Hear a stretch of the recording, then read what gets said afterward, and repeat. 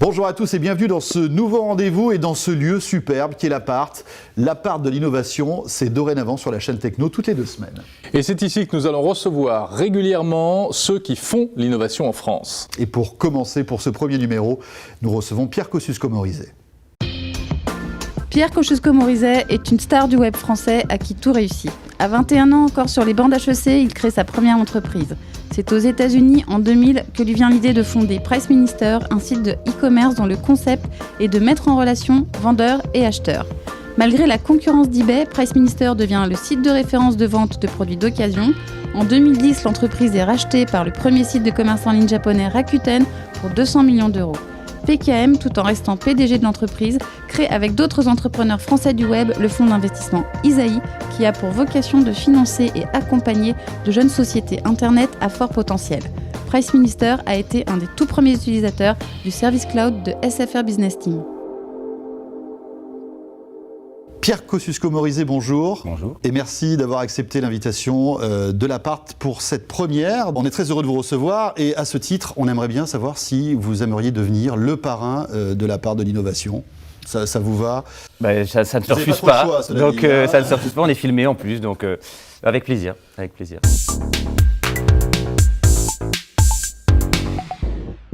On va commencer par s'intéresser à votre timeline personnelle. C'est le mot très à la mode, timeline. Donc on remonte dans le temps. La timeline de Pierre Kosciusko-Morizet, si on devait retenir 3 dates, quelles seraient-elles? Alors, je dirais mon premier ordinateur, donc 87, quelque chose comme ça. C'était un PC de base, quoi. C'était le début des PC. IBM, PC XT. Ouais, exactement. Ah, voilà. PC XT, ouais. Puis après, j'ai eu un AT, je crois. C'est ça. Oui, bien sûr. Voilà. C'est la chronologie. PC XT. Donc première date, Première date, ce serait ça. Je dirais deuxième date, pour rester dans le truc vieux, c'était mon premier téléphone portable. Je l'appelais le paquebot. C'était je crois que c'était le vieux Motorola de mémoire, avec la petite antenne en plastique un peu ridicule là qu'on sortait, qui était énorme. Et j'étais au Vietnam. J'étais en stage au Vietnam et je devais être une des rares personnes à avoir un téléphone portable au Vietnam. Donc même ce téléphone-là, même avec ce téléphone-là, on pouvait frimer à l'époque. Donc voilà. Et puis la troisième date, ça va être la création de Price Minister quand même. Hein. C'était le 11 août 2000.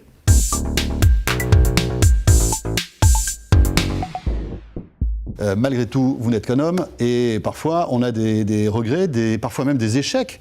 Quels sont vos fails?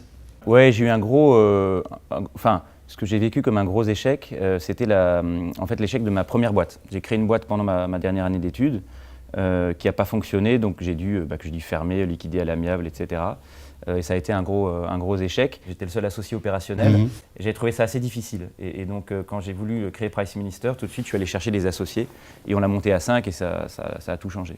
Et Price Minister a énormément changé du point de vue de l'utilisateur. Avant, ce n'était quasiment que des petites annonces. Puis aujourd'hui, vous n'hébergez plus que des boutiques professionnelles, en fait. La grosse évolution, effectivement, c'est depuis le rachat par Rakuten, donc en juin 2010. On est en train de devenir plus un agrégateur de boutiques, donc de petits sites d'e-commerce, mais évidemment avec des garanties en commun, panier commun, etc., qu'un gros site qui vend de tout. L'objectif, c'est peut-être aussi d'éjecter gentiment tous ceux qui vendent leur CD ou DVD. Non. Alors, on fait encore la moitié de notre volume d'affaires par les ventes de particuliers. Hein. Donc on ne va pas du tout les éjecter. C'est toujours en forte croissance. C'est vrai qu'à terme, on imagine qu'on aura plutôt 80% de professionnels. Si on se projette à 2-3 ans, avec ce décalage de croissance, ça fera ça à 3 ans.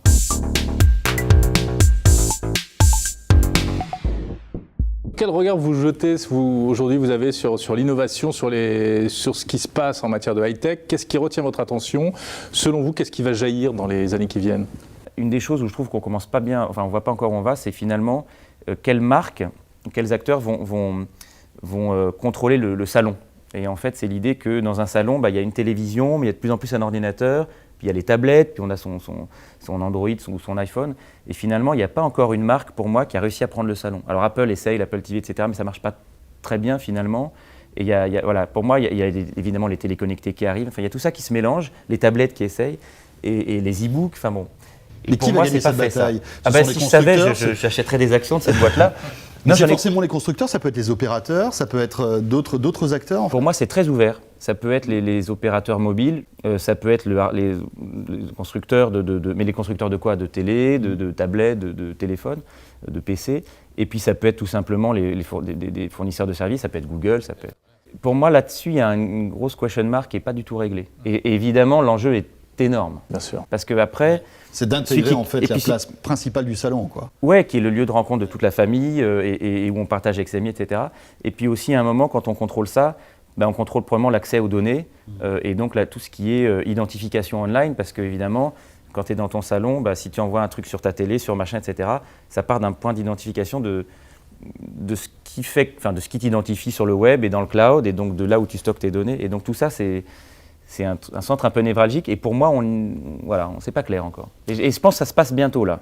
C'est vachement intéressant ça.